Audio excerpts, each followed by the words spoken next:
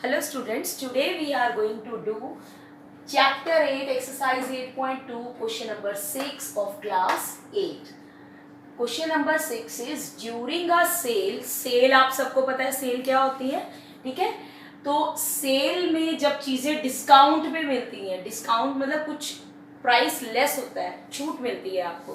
तो during a cell एक shop जो है वो ऑफर कर रही है, डिस्काउंट ऑफर कर रही है। कितना डिस्काउंट ऑफर कर रही है?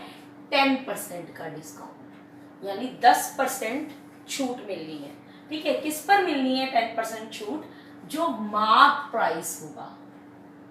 मार्क प्राइस मीन्स जो टैग लगा होता है चीज, कोई भी क्लोथ या कोई भी आइटम है उस पर जो टैग लगा होता है उसके ऊपर जो प्राइस लिस्ट होता है, लिस्ट प्राइस भी बोल सकते हैं, मार्क प्राइस भी बोल सकते हैं। तो मार्क प्राइस के ऊपर हर एक item, all the items, shop के अंदर जितनी भी आइटम्स हैं उसमें उस सेल में 10% डिस्काउंट मिल रहा है, जितना उस पर मार्क प्राइस है। तो अब है what would be a customer have to pay. एक कस्टमर को कितना पे करना पड़ेगा अगर वो क्या खरीद रहा है? एक तो जीन्स खरीद रहा है, पेयर ऑफ जीन्स। यहाँ पर पेयर ऑफ जीन्स का मतलब ये नहीं है कि 2 जीन्स खरीद रहा है, 2 लेग्स हैं इसीलिए उसको पेयर ऑफ जीन्स बोलते हैं, ठीक है। आप इंग्लिश में पढ़ते होगे ग्रामर में। और उसके ऊपर जीन्स के ऊपर जो है मार्क प्राइस है 1450 और 2 शर्ट्स खरीदी हैं उसने, कस्टमर ने एक जीन्स खरीदी है, 2 शर्ट्स खरीदी हैं और शर्ट का प्राइस है ₹850 ईच, यानी एक शर्ट ₹850 की है। और ये जो हम प्राइस की बात कर रहे हैं, ये हम किस प्राइस की बात कर रहे हैं? एमपी यानी मार्क प्राइस की, जो उनके ऊपर, उन कपड़ों के ऊपर मार्क्ड है प्राइस, ठीक है। तो अब मार्क प्राइस पर हमारी 10% का डिस्काउंट है। तो मार्क प्राइस जो है वो पेयर ऑफ जीन्स का कितना है?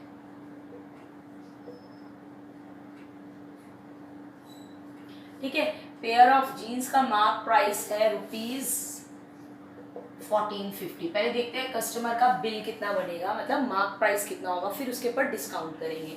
अब दूसरा है एमपी यानी मार्क प्राइस ऑफ 2 शर्ट्स जो उसने परचेज किए हैं। एक शर्ट जो है, 2 शर्ट्स उसने परचेज किए हैं और ईच का प्राइस जो है, ईच का प्राइस है 850।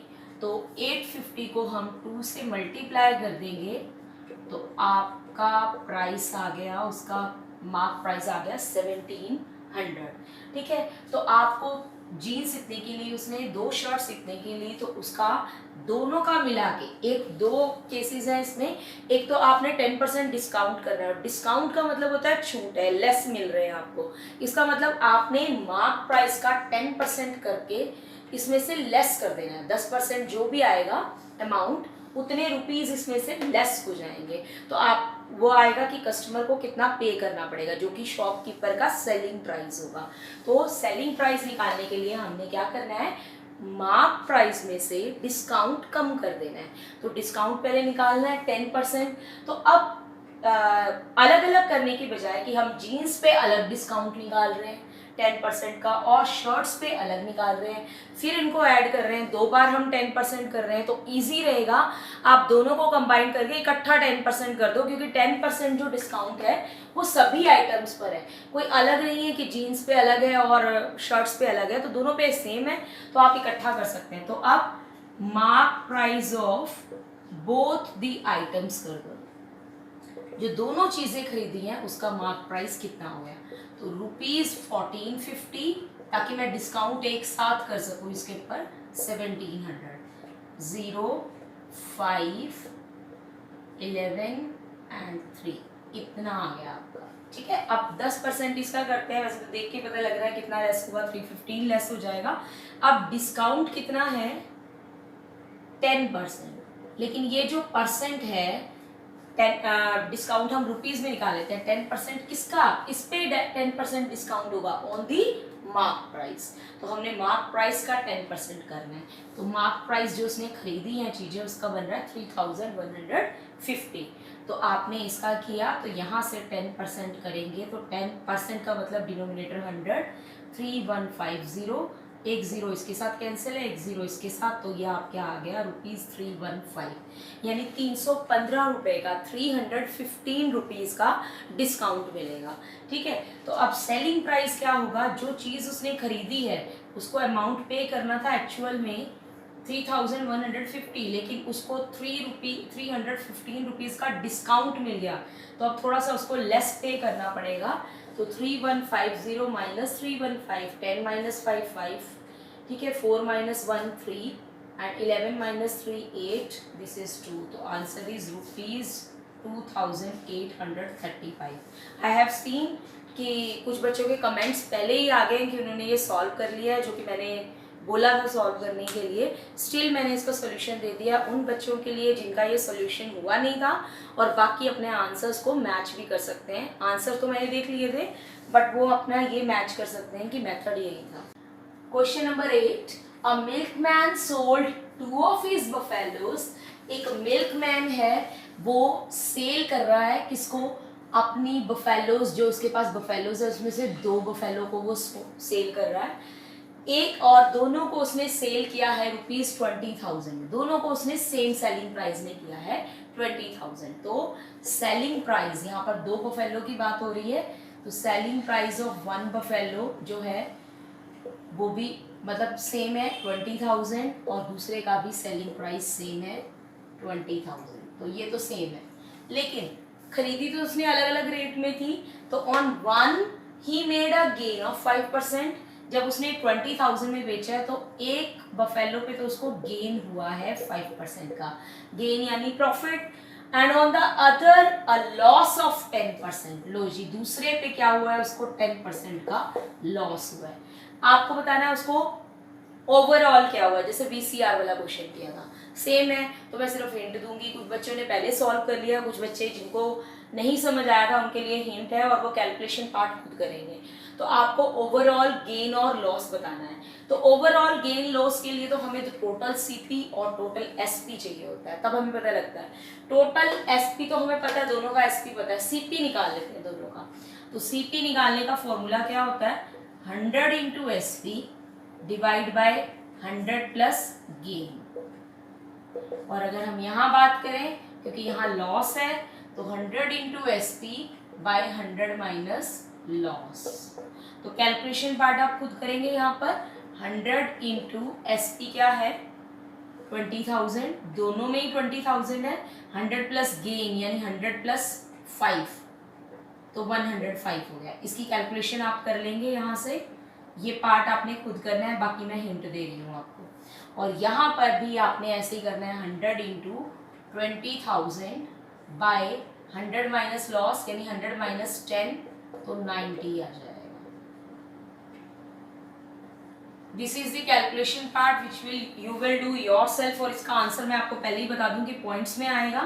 तो इसकी कैलकुलेशन कर ली आपने, उसके बाद आपने ओवरऑल बताना है कि दोनों बफेलोज मिला के उसको ओवरऑल क्या हुआ है, गेन हुआ है कि लॉस हुआ है। तो टोटल CP निकालेंगे, तो जो दोनों CP आए हैं, इसका CP और इसका CP, दोनों को आप ऐड कर देंगे। उसके बाद आप निकालेंगे टोटल SP, वो आपको बता देती हूँ, वो है आपका 20,000 प्लस 20,000 यानी 40,000। फिर आप देखेंगे कि इन दोनों में से कौन सा ज्यादा है। अगर SP ज्यादा है तो प्रॉफिट हुआ है, अगर CP ज्यादा है तो लॉस हुआ है। तो आपको ओवरऑल गेन और लॉस निकालना है। यहाँ आपके पास परसेंट वर्ड नहीं है, तो आपने सिर्फ इनको माइनस करके छोड़ देना है कि ओवरऑल गेन और लॉस कितना हुआ है। ठीक है, अगर परसेंटेज में निकालना हो तो आपको वो भी आता है आगे निकालना। Let's move to this question, question number 8. The price of a TV is ₹13,000.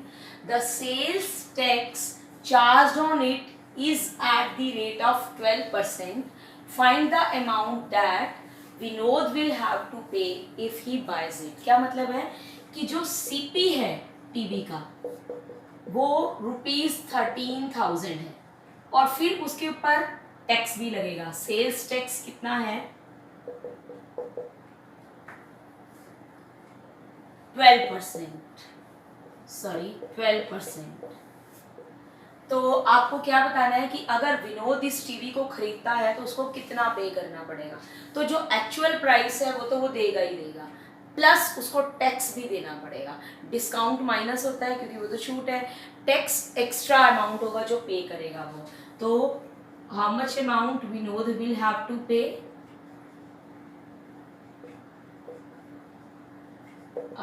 13,000 तो उसको देना ही देना है, प्लस टैक्स भी देना पड़ेगा, 12% टैक्स भी देना पड़ेगा। अब 12% किस पे देगा टैक्स? वो जो उसका प्राइस है उसी का 12%।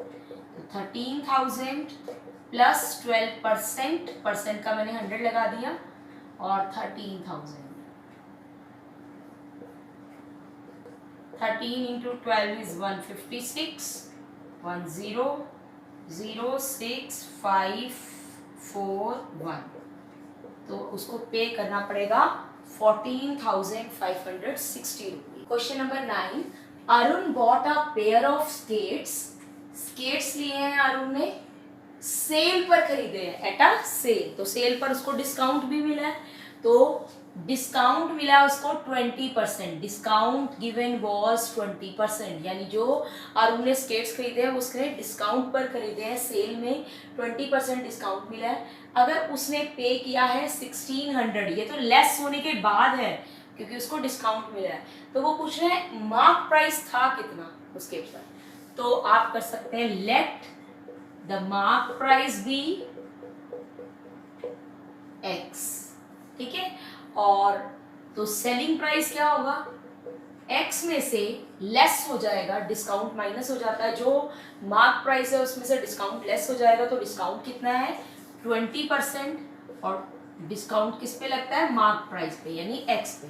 तो x माइनस 20/100 इंटू एक्स, और अगर मैं इसकी कैंसिलेशन करूं तो ये आ रहा है x माइनस x/5। एलसीएम लेते हैं तो 5x माइनस x, तो ये आपका आ गया 4x/5। अब आपको ये गिवन है कि सेलिंग प्राइस है कितना, जितना अमाउंट उसने पे किया वो सेलिंग प्राइस है, उतने में ही उसने बेचा है शॉपकीपर ने उसको, तो 1600 आपका एसपी है।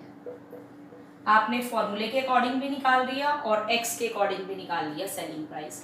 तो अब आपने इक्वेट कर दी, इक्वेशन बन गई, अब आपने निकालना है एक्स। तो सेलिंग प्राइस हमारा आया था 4x/5, जबकि क्वेश्चन में दिया हुआ था 1600। तो एक्स निकालना है आपने, तो 5 जाएगा मल्टीप्लाई में, 4 जाएगा डिवाइड में, एंड द आंसर इज 2000। यानी उस पर मार्क प्राइस जो था वो 2000 था, और 20% डिस्काउंट के बाद उसको वो मिला 1600। Now question number 10, I purchased a hair dryer for ₹5,400। ठीक है, मैंने एक हेयर ड्रायर लिया, कितने रुपीज में? 5,400 में, इंक्लूडिंग यानी इसके अंदर टैक्स भी है, वैल्यू एडेड टैक्स, 8% टैक्स मिलाकर ये खरीदा है। ठीक है, 8% क्या है? VAT means value added tax. ठीक है, इसमें टैक्स भी लगा हुआ है। तो आपको बोला है find the price before VAT was added. जब टैक्स ऐड नहीं हुआ था तो उससे पहले कितना प्राइस था। ठीक है, तो उससे पहले प्राइस कितना था? अब ये तो है प्राइस इंक्लूडिंग वैट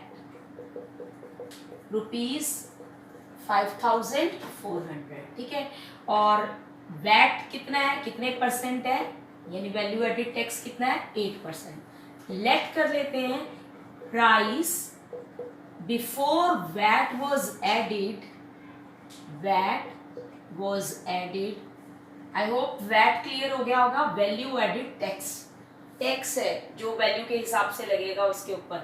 ठीक है, तो कितना है? लेट कर लेते हैं ₹X। तो हमारे हिसाब से प्राइस जो है आफ्टर वैट वाज एडेड कितना होना चाहिए? उन्होंने तो दिया हुआ है, बट एक्स के अकॉर्डिंग कितना बनना चाहिए? एक्स तो प्राइस है, और उसके अंदर 8% टैक्स भी लगेगा, तो 8% ऑफ किस पे लगेगा? जितना प्राइस है। ठीक है, तो x प्लस 8/100x, एलसीएम लेंगे तो 100 एलसीएम क्या आ गया? 100x plus 8x, 100x plus 8x 108x। और आफ्टर वाला प्राइस हमें भी गिवन है, इक्वेशन बिल्कुल सेम क्वेश्चन है, स्टिल मैंने आपको ये करवा दिए हैं ताकि आप अपने क्वेश्चंस मैच कर लें इसमें, और जिसके नहीं हुए वो देख लें। तो 100 इधर आएगा मल्टीप्लाई में और 108 आएगा डिवाइड में, x आ गया। ठीक है, अब आगे आपकी कैलकुलेशन है, इसका x निकाल के आप बता देंगे क्या आंसर आ रहा है इसको। Question number 11, an article was purchase for ₹1239 including GST. GST means goods sales tax, मतलब टैक्स ही है, और टैक्स आपको पता होना चाहिए ऐड हो रहे हैं, चाहे वैट है चाहे गुड सेल टैक्स है, नाम अलग अलग है, टैक्स इन्वॉल्व होंगे बस उसमें। ठीक है, तो प्राइस आई डोंट थिंक कि ये कराने की जरूरत है, सेम है। स्टिल मैं आपको एक बार हिंट दे देती हूँ, बट आप करने के बाद अपना चेक करना। प्राइस इंक्लूडिंग, आफ्टर नहीं लिखती, इंक्लूडिंग जीएसटी कितना है 1239, और जीएसटी कितना लगा है 18%, टैक्स कितना लगा है उसके ऊपर, गुड सेल टैक्स कितना लगा है 18%। तो आपने फिर से लेट कर लेना है, बिल्कुल सेम है। Let the price of the article, यहाँ पे भी आप लिख सकते हो price of article, price of the article before GST was added, let कर लो x था। तो अब जो प्राइस आफ्टर जीएसटी होगा वो किसके इक्वल होगा, x में ऐड हो जाएगा, टैक्स ऐड हो जाएगा, कितना टैक्स है 18%, तो 18% टैक्स ऐड हो गया x का। ठीक है, टैक्स डिस्काउंट लगेगा एमपी पे, और ये लगेगा बिफोर जीएसटी, जो टैक्स प्राइस था उसके ऊपर लगेगा टैक्स। तो बिफोर जीएसटी x था तो x के ऊपर लगेगा, तो x प्लस 18/100 इंटू एक्स, और अगर एलसीएम लेते हैं तो ये आ जाएगा 100x प्लस 18x, और आपको प्राइस आफ्टर जीएसटी भी दिया हुआ है ₹1239, तो यहाँ से आप x निकाल लो, 1239, 100 ऊपर 118 नीचे, और यहाँ से आप निकाल लेंगे प्राइस। तो 3 क्वेश्चंस की कैलकुलेशन आप करेंगे। This is the end of the video. In the next video next week we will do compound interest next exercise. Thanks for watching.